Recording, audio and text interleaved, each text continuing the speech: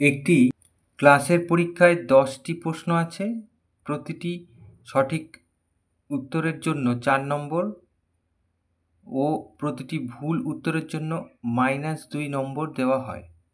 কোনো একটি ছাত্র 5টি প্রশ্নের সঠিক উত্তর দিয়েছে ও 5টি প্রশ্নের ভুল উত্তর দিয়েছে, সে মোট কত নম্বর পেল?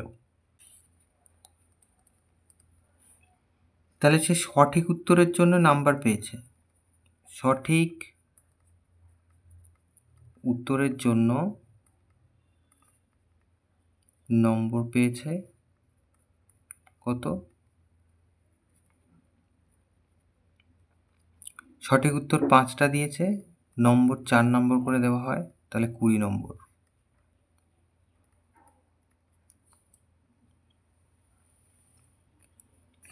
এবার লিখব ভুল উত্তরের জন্য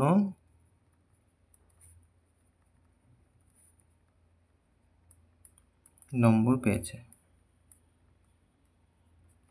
কত? ভুল দিয়েছে 5টা, -2 করে দেওয়া হয়, তাহলে -10 পেয়েছে।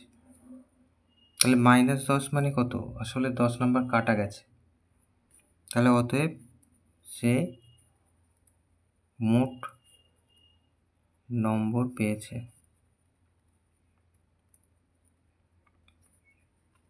20 নম্বর। তার পাওয়া ছিল সঠিক উত্তরের জন্য, তার থেকে 10 মাইনাস হয়ে যাবে, তাহলে 10, তাহলে সে মোট নম্বর পেয়েছে 10, এটাই উত্তর।